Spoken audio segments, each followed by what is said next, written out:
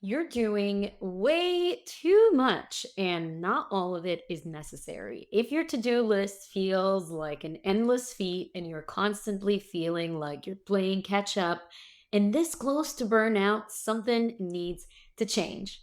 I promise you that not everything on your to do list right now is actually getting you the results that you're looking for, and there is room for so much more spaciousness in your business and life. Because we don't look at business without looking at our personal life.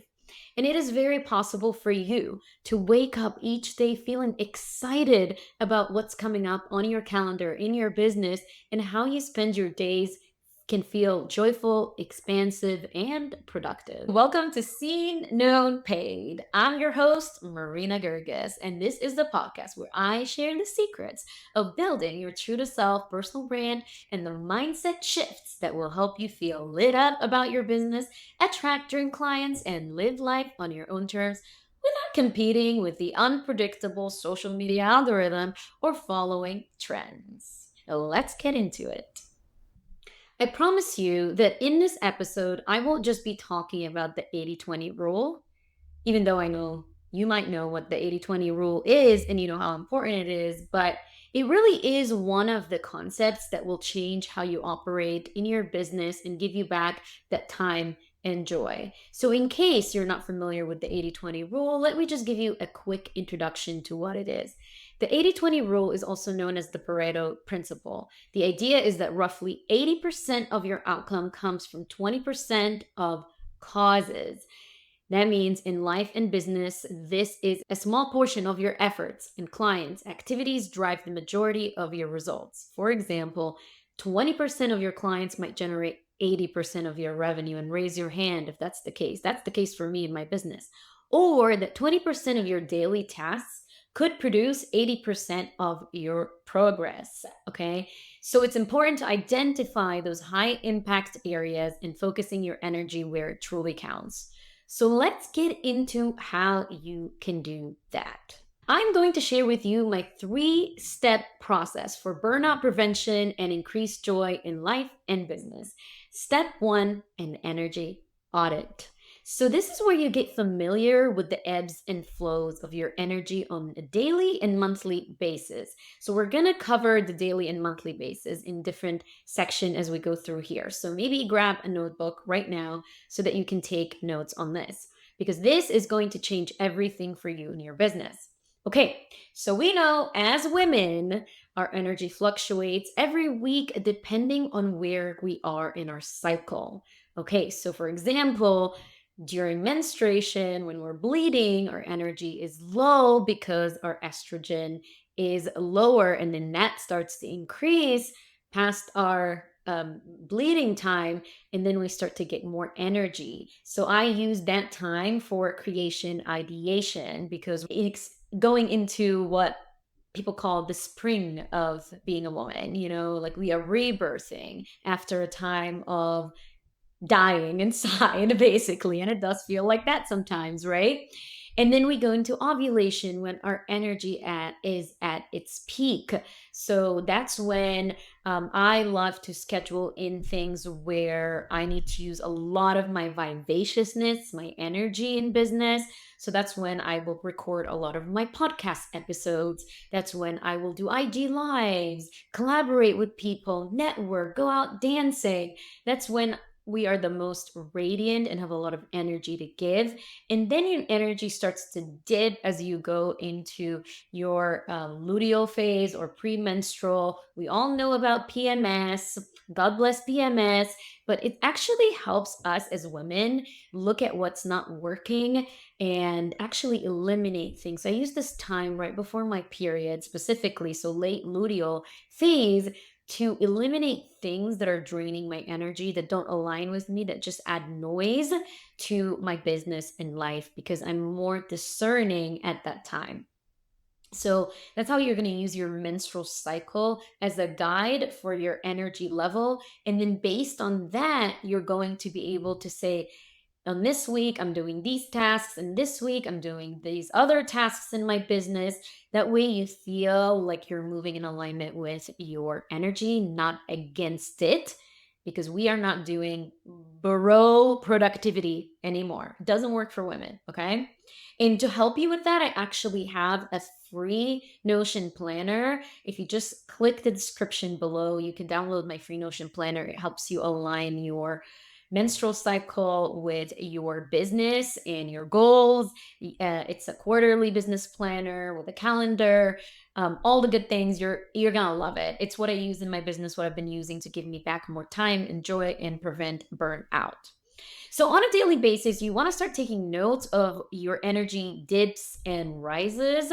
So, for example, for me, I notice on the days where I have a lot of client calls, I will be drained. So, I try not to schedule so much or add so much on my to do list because I don't want to disappoint myself. I know that after a long day of calls, that I'm going to want to rest and not tackle creative things on my calendar. So instead, I actually assign days for creativity, like Mondays and Fridays are the days where I create content and I don't take calls. And then in the middle of the week, that's when I take the bulk of my calls. And I also try to split up that time between the different projects that I have. Some days are more strategic, working on the back end. Some days are just client focused. I even put on my schedule the days where I'm giving my one on one clients feedback.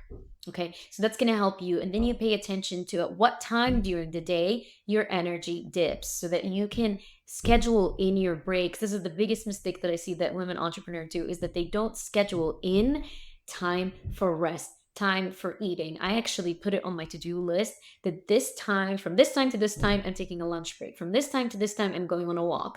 I also schedule in my naps. I know that after a long day of calls, I usually will need a nap, especially in the summer. I notice my energy is different during colder season, and God forbid I'm in a cold area. But when that happens, I notice a difference in my energy. So look at the seasons, look at how you operate day in, day out in order to reorganize your schedule day to day to support to your energy levels.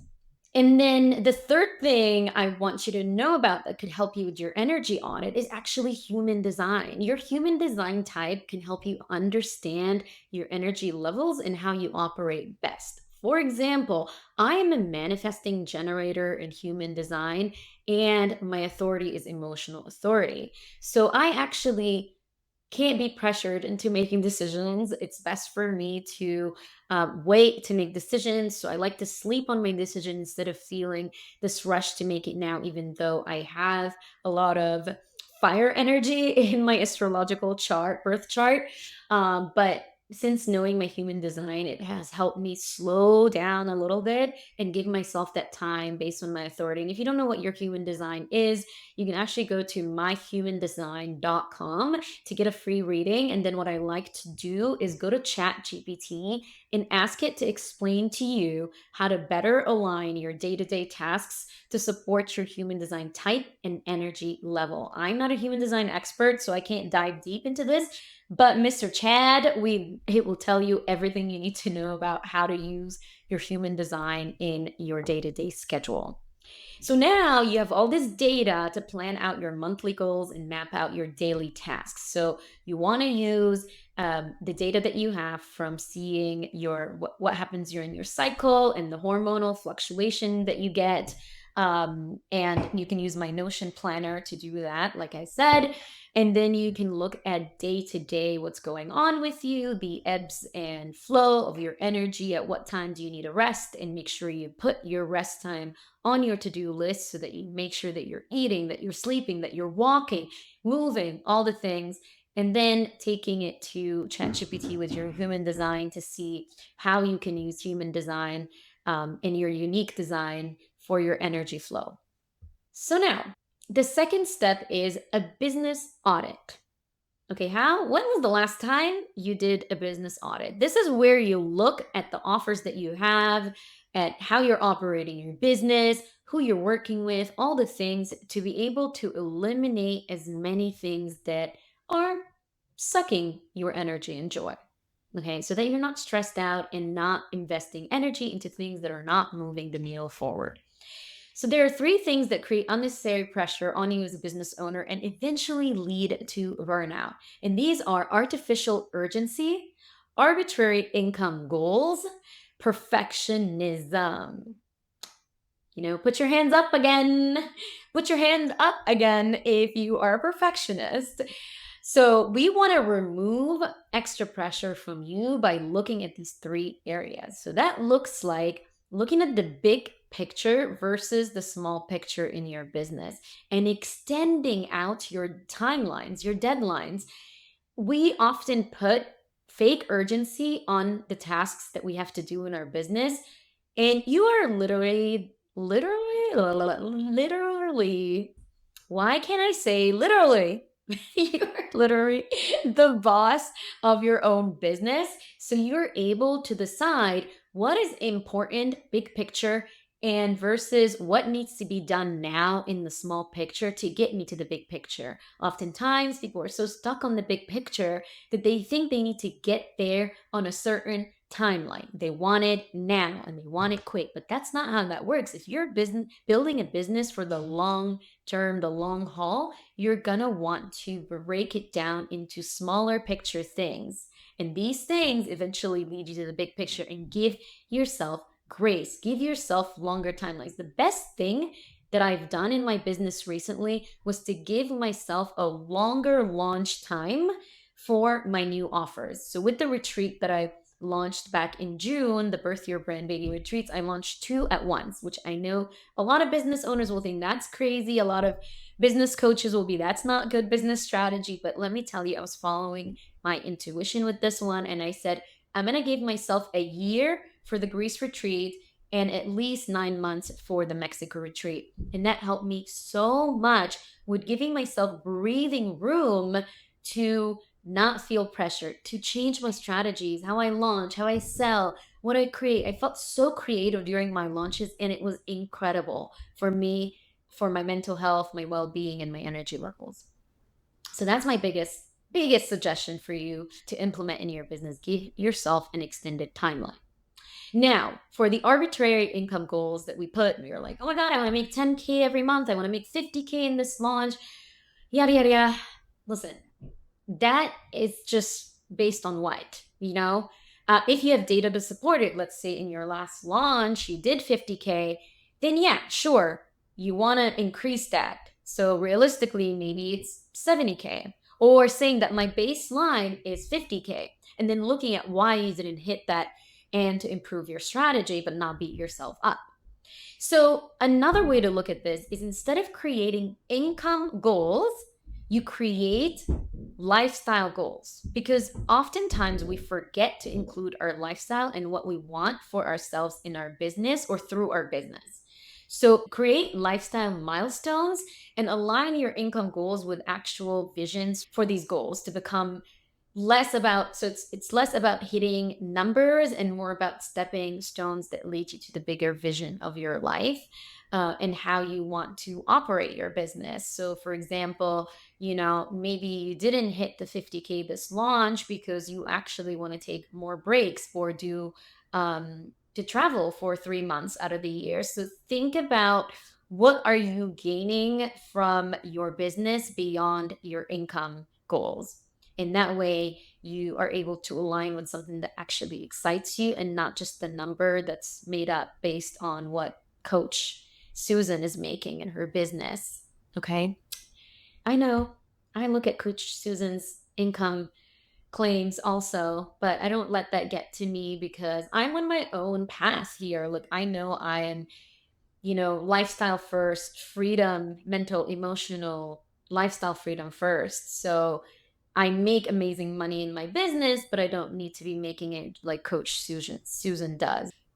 Adopt the mindset of beta testing. My dear perfectionist, to beat perfectionism, you want to adopt the mindset of beta testing.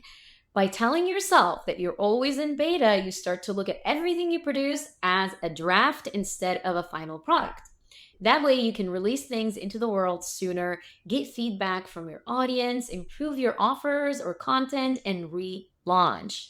This will allow you to move faster in your business, put things out there, and beat perfectionism. So, if you're outsourcing tasks to a team, for example, an assistant, a VA, you're probably wasting so much precious time and energy giving them feedback and getting yourself stuck in another loop of perfectionism because you want them to act as if they're you, but no one will ever act like you. So, I have a solution for you, and it actually transformed how I outsource. And this is implementing the 10-80-10 outsourcing framework, where the first 10% you invest the time at the beginning to clearly define the task, the expectations, provide the guidelines. This will help your team members understand what are you desiring as an outcome and what is your approach. You want to give as much clear direction here as possible. So that's just the first 10%. Now the middle 80% is where they take ownership. You hand off the tasks to your team, assistant, whatever professional that you're hiring. And then they go to execute the bulk of this task so that you focus on other things while they do all of that. Okay. Then the final 10% is when they come back to you and say the task is done. That's when you step in, you start to review the work, make adjustment, and add your finishing touches.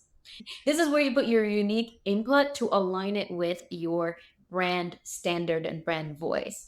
Okay, so that way you're not stuck in a loop of like giving feedback all the time. Just know that you can come in and add the touches at the end. I love doing that to make it my own thing because I know no matter how long I train someone or work with someone, they will never be me. And since this is my personal brand, I'm just taking ownership, where I step in and put in my finishing touches, and it's okay. They are doing the best that they can with what they know about your brand and business. They are not magicians or mini yous, okay? Stop thinking that you can hire someone who's a mini you, okay? Also, unless you're paying someone like thousands of dollars, they cannot execute to the level that you can because it's your business at the end of the day. Okay, the third step is a joy audit. Okay, so now this is one of the simplest ones in the audits that we're doing, but it requires you to be radically honest with yourself and put your ego aside, which we know isn't so simple after all. As a woman, your intuition is your strongest gift. Even if you're still training your intuition to be your best guide in business and life, you usually know when something is adding joy or draining you. So you want to use the inner guide to eliminate as many joy sucking offers, collaborators, projects, tasks, people in your life from your business. This will only create more space and freedom for you to focus on the things that bring you more joy and move your business forward. So let's recap. Not everything that you're doing right now or think you should be doing is actually necessary and getting you to where you want to go. So you need to look at your to do list and see if something is getting you to where you need to go. And in order to prevent burnout and lose that spark in your business, you need to implement a 3-step process that involves an energy audit, a business audit, and a joy audit. Okay, and that way you're able to move with so much alignment and joy and freedom and spaciousness, knowing that you're honoring your own energy, your own intuition, and you're on your own timeline and you're not distracted by Coach Susan's timeline.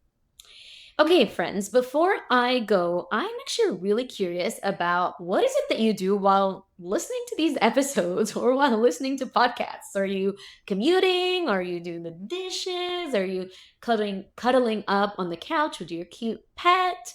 I really want to know. So I want you to go to Instagram stories right now. Yes, right now. Pull up your phones. Maybe you're listening to this on your phone and maybe screenshot the episode that you're listening to, or you take a picture of yourself showing what you're doing while you're listening to these podcast episodes. And please tag me at Vivaciously Marina. That's my personal brand account, or the podcast account Seen Known Paid. There are dots in between seen known paid, because I would really love to see it and repost and chat with you in the DMs. But until then, stay vivacious. Bye.